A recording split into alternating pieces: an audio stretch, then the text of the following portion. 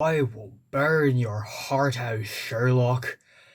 Hey guys, what's up? It is 2 a.m. right now, but since I will not be able to film any videos tomorrow, so I'm gonna film it late at night when everybody's asleep, but I'm not.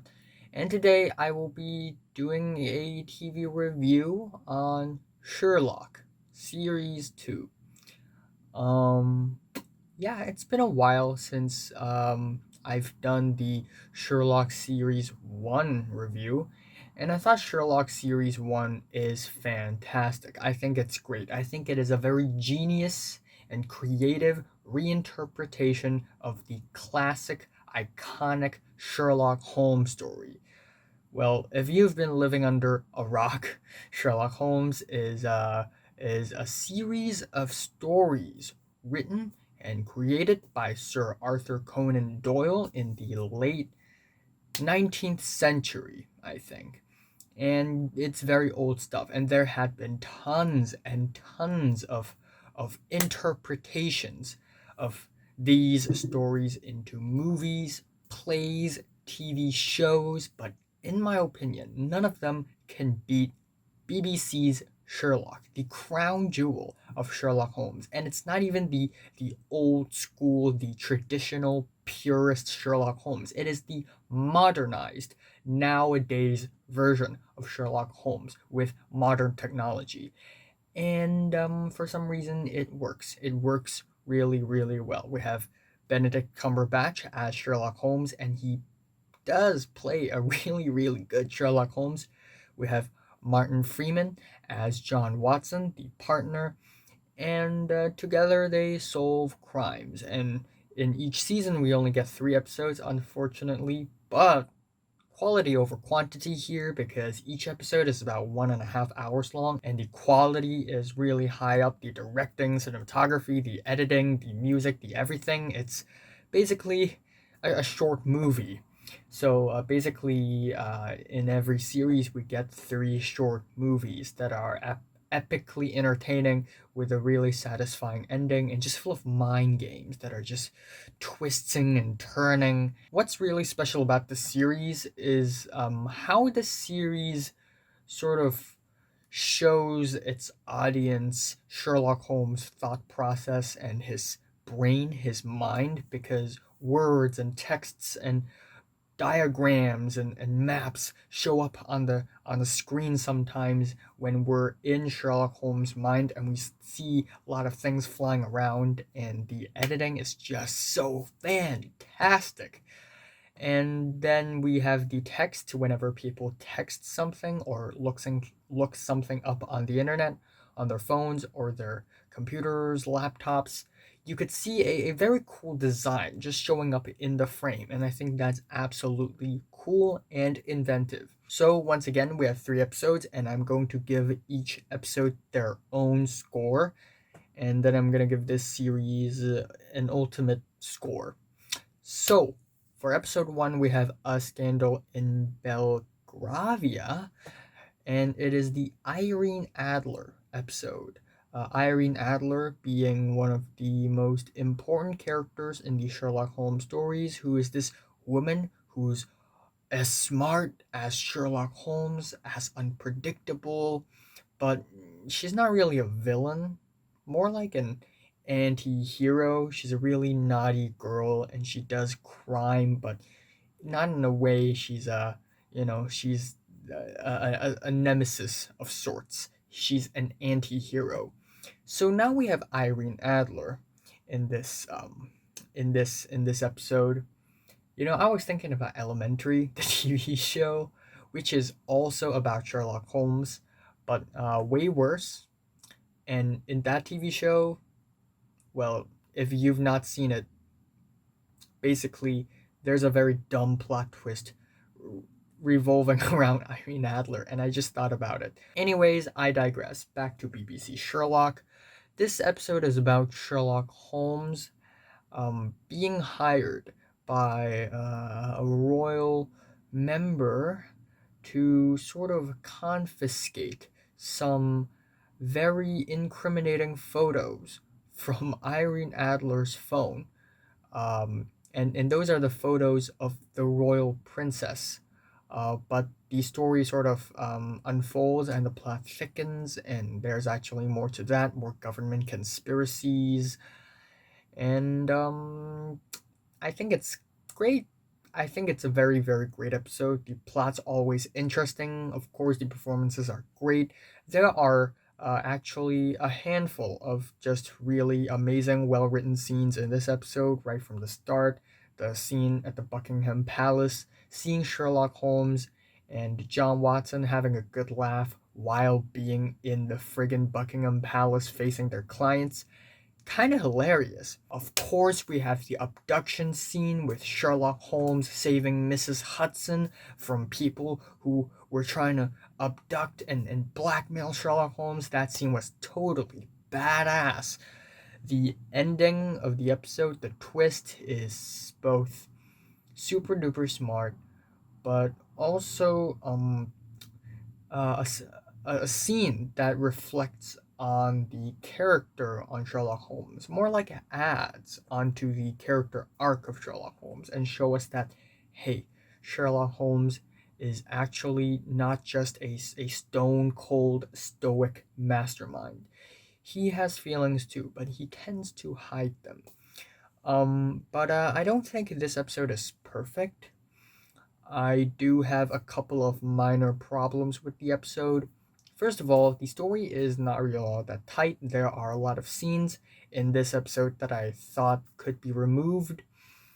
And also, while I do like Irene Adler's portrayal in this episode, I'm not a huge fan of Irene Adler's portrayal in this episode.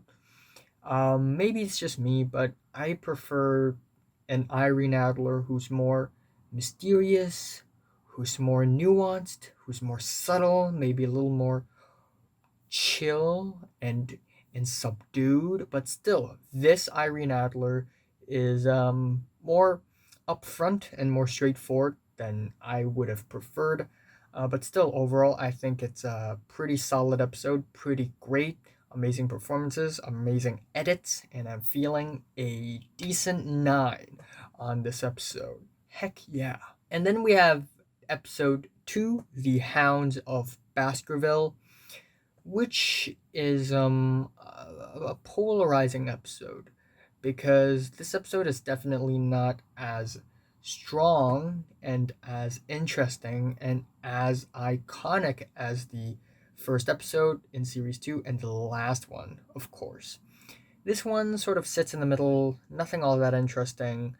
And yeah, The Hounds of Baskerville. It's supposed to be one of the most iconic and important stories in the whole Sherlock Holmes series. And the way it's reinterpreted in this episode is kind of dramatic because um, a lot has changed, and some hardcore Sherlock fans did not approve of this. But in my opinion, I think it's really smart. I think the way the Hounds of Baskerville is reinvented in the new modernized Sherlock is fantastic. I think it's brilliantly written. And yeah, unpopular opinion here, but I actually love episode 2 as well. Though, yes, at first it doesn't seem all that interesting.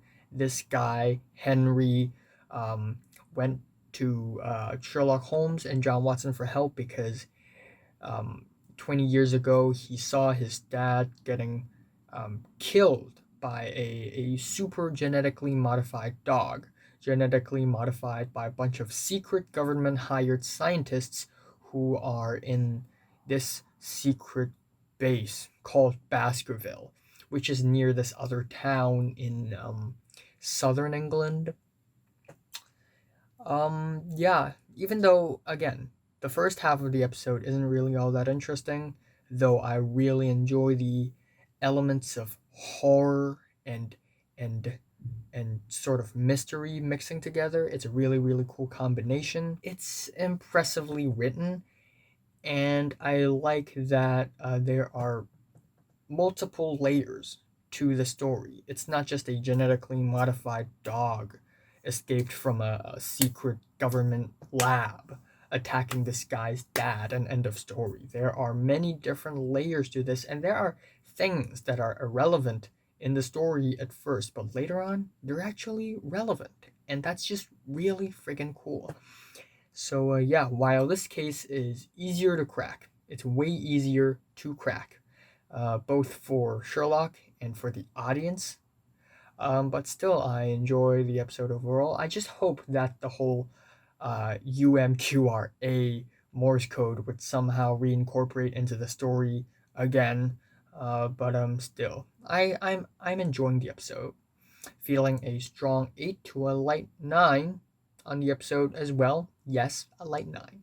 And then finally, we have episode 3, the Reichenbach Fall, the most amazing episode of the entire Sherlock BBC. Also, in my opinion, one of the best episodes in television of all times. I am serious. This episode is so great. I um I am truly shocked because this episode is basically all the best things about other Sherlock Holmes, BBC Sherlock Holmes episodes, all condensed into one episode. And the villain of this episode is the one and only Jim or James Moriarty, but now modernized. Jim Moriarty, the very iconic arch nemesis of Sherlock Holmes, a criminal mastermind, extremely smart, and throughout the entire episode, we see Sherlock Holmes and Moriarty sort of outsmarting each other. It's like a very intense, suspenseful, violent, crazy, unpredictable chess game. It is wow. My mind has been blown multiple times on this episode. Of course, it's full of twists and turns down to the very, very, very last seconds of the episode. There are still multiple twists and turns. It's absolutely crazy. Stephen Moffat and Mark Gatiss, who also plays Mycroft. Yes, that's his name. Minecraft Holmes. Nope, it's Mycroft. Jokes aside, Andrew Scott plays Moriarty here, and he is stunning as Moriarty. He totally kills it. He reinvents the character. Jared Harris Moriarty in the Robert Downey Jr. Sherlock Holmes is cool, but Andrew Scott Moriarty, the way he speaks, he's crazy. He's a true psycho who really doesn't care about anything. He doesn't care about what the people say about him. He doesn't care about his fate. He doesn't care about his life. He just wants to have fun. That's all he wants to do. Have fun. And Andrew Scott just perfectly portrayed that level of pure insanity.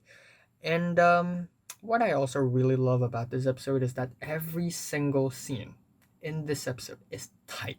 It's it it's either super entertaining or it adds onto the overall theme and plot of the episode, or both at the same time. The pacing is near perfect, and it doesn't feel loose like on other Sherlock episodes. This episode's pacing is absolutely tight and absolutely tense as well, especially towards the end, where every single scene have the audience biting their nails, sitting on the edge of their seats, because every single scene feels like a potential danger, like a potential threat to Sherlock Holmes and his legacy. Not only his life, but his legacy, his reputation. It's truly the stakes are truly high, and it just keeps on ascending until the very shocking and unpredictable ending, which I actually very, very love. In the middle of the episode, there seems like a case that is totally irrelevant, where two kids sort of disappear from a primary school of sorts, but then actually it's actually related to Moriarty. Of course, and it just gets crazier and crazier. I want to give a spoiler alert. I really do want to give a spoiler alert, so I'm gonna do that. I'm gonna do that. So, if you haven't watched the episode, skip it. If you have read the original story but haven't watched the episode, still skip it because this is like on another level. So, basically, Moriarty's ultimate goal is to make Sherlock Holmes seem like a fraud detective who is actually a criminal himself, and to put doubt in people's head. And to do that, he got another person to abduct two kids, feed them mercury, try to kill them off, and then have Sherlock Holmes crack the case and save those kids. And then sort of incorporate, or more like scare those kids with Sherlock Holmes and make those kids be afraid of Sherlock Holmes so that the cops will start to think that, hey, maybe Sherlock Holmes is also involved in the abduction, which means Sherlock Holmes is a criminal himself. And at the same time, Moriarty hired a journalist who sort of published very bad stories about how Sherlock Holmes is actually a fraud and how Moriarty is actually just a hired actor. And earlier on the episode, Moriarty broke into the prison, the Bank of England, and the Crown Jewel, but didn't take anything, just to advertise, just to make himself famous. And then when he shifted the blame to Sherlock Holmes, this makes Sherlock Holmes an even worse person than Moriarty. Therefore, Moriarty had won. And that's a crazy scheme, and the way the plot unfolds is totally friggin' insane. And I love how the writers plant doubt into the characters' minds, and not only in the characters' minds, but our minds as well. It's almost like we're being gaslighted, because at the end, there's a scene where Moriarty just appears everywhere in the cop station. There are words on the building across the cop station that are actually words said by Moriarty. And then Sherlock Holmes took a cab, and the person driving the cab is Moriarty. And then Sherlock Holmes went to this journalist's house, and in the journalist's house, Moriarty shows up and pretends that he's not Moriarty. And then at the end, Moriarty does show up and for some reason killed himself? What? What?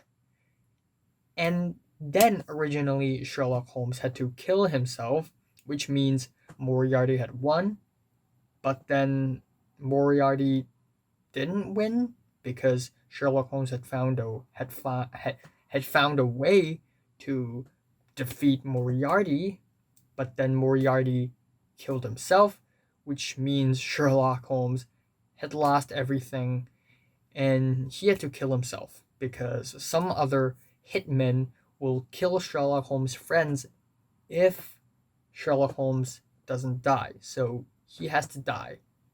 So he also killed himself. What the hell? What? And then at the very end, when John Watson was at Sherlock Holmes' headstone in the graveyard, in the cemetery, Sherlock Holmes was actually alive. He faked his own death. I like the ending a lot. I love the ending twist. I just wish that the writers wouldn't show Sherlock Holmes being alive at the end. I just hope that it's going to be a cliffhanger. Like, okay, so is Sherlock really dead, or is he actually alive? I just hope that it becomes a cliffhanger, but still, I super duper love this ending. I love how the cops are onto Sherlock Holmes, and I love how Sherlock Holmes' reputation and legacy are utterly destroyed, and everybody despises him now, and everybody doubts him now. And yeah, it's super friggin' entertaining, super friggin' well written. Everybody's performances are great, and I love this episode overall. Feeling a 10 out of 10 on this episode. Undoubtedly a 10. Overall, I think Sherlock BBC Sherlock Series 2 is an absolutely amazing achievement for television in general, not only British television. And the performances are great, the stories are really well written, the editing is fantastic, and I am just really impressed with the whole series overall. And yeah, I love all three episodes. I'm feeling a strong 9 to a 10 out of 10 for Sherlock 2. So, have you watched Sherlock Series 2? From 1 to 10, how much did you rate it? Like if you like it, and subscribe if you want more. And thanks for watching. Yay! Also, I will be reviewing another, not another anime, but I will be dropping another anime review video like 3 days from now. So stay tuned.